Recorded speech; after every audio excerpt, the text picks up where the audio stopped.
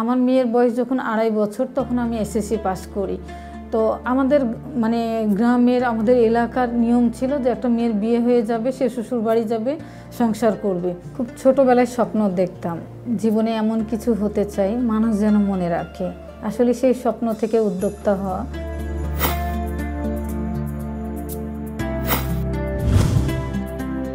আমি 2005 সালে মাত্র 20,000 টাকা একটা সমিতি থেকে লোন নিয়ে শুরু করেছিলাম। 1 মাসের মধ্যে আমার পুরো টাকাটাই শেষ হয়ে গিয়েছিল। আমি আবার লোন নিই এবং 1 বছরের মধ্যে আমার 3,60,000 টাকা ঋণ হয়ে যায়। চাকরিও করতাম সে সময়, আবার ব্যবসাও করতাম। চাকরিটা ছেড়ে দিলাম। চাকরি ছেড়ে দেওয়ার পরে আমি পুরোদমে ব্যবসা শুরু করলাম এবং আমি রাত দিন তখন কাজ করা শুরু করলাম নিজের হাতে। তখন এরকম স্বপ্ন ছিল যে প্রতি মাসে আমি 2,000 জোড়া জুতা বানাবো।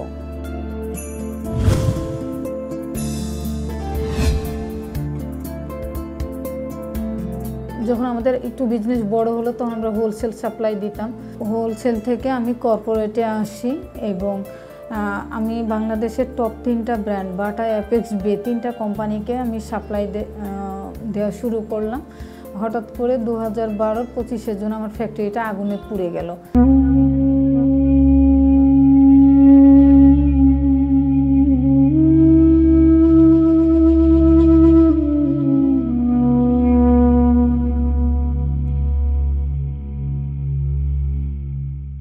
এবং আমার কাছে তখন মনে হয়েছিল আমার ফ্যাক্টরি পুড়ে গেছে, কিন্তু আমি আবার পারবো।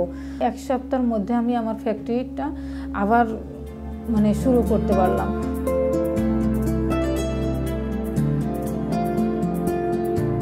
আমার 1,18,00,000 টাকা পুড়ে শেষ হয়ে গিয়েছিল, কিন্তু সেটা আমি মাত্র 6 মাসের মধ্যে সেটা কাটিয়ে উঠতে পেরেছিলাম।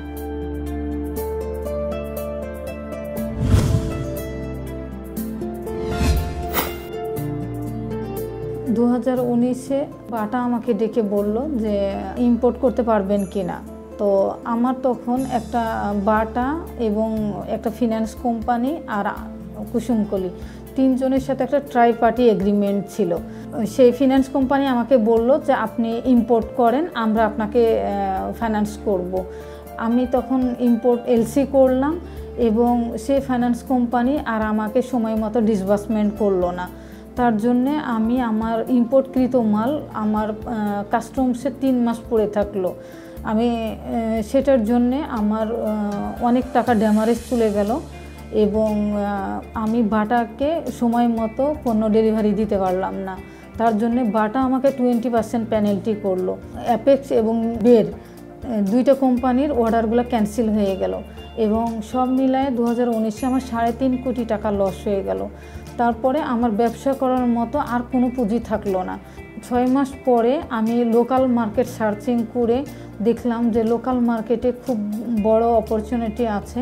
তখন ইসলামী ব্যাংক আবার আমার পাশে এসে দাঁড়ালো এবং ইসলামী ব্যাংক তখন আমাকে একটা বড় ফাইন্যান্স দিল।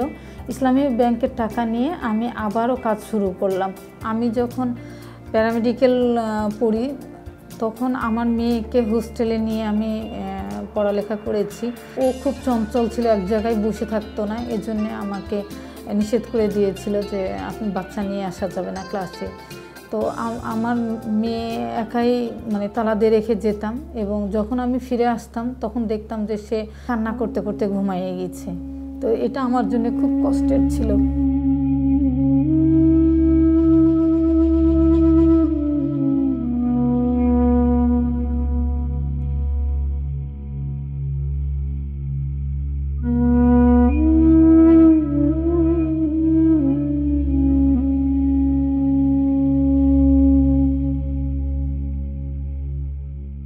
মাঝে মাঝে মনে হয় যে আমি মনে হয় আমার পরিবারকে ঠকিয়েছি কিংবা আমার সন্তানদের ঠকিয়েছি, কিন্তু আমি যদি এই পরিশ্রম না করতাম তাহলে আজকে আমার সন্তানদের ভালো স্কুল কলেজে লেখাপড়া করাতে পারতাম না।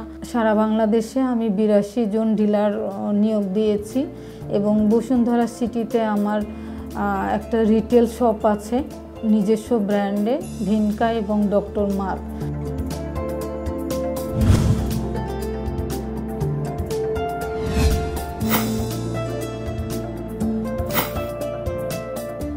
মালয়েশিয়াতে আমার নিজস্ব একটা কোম্পানি আছে।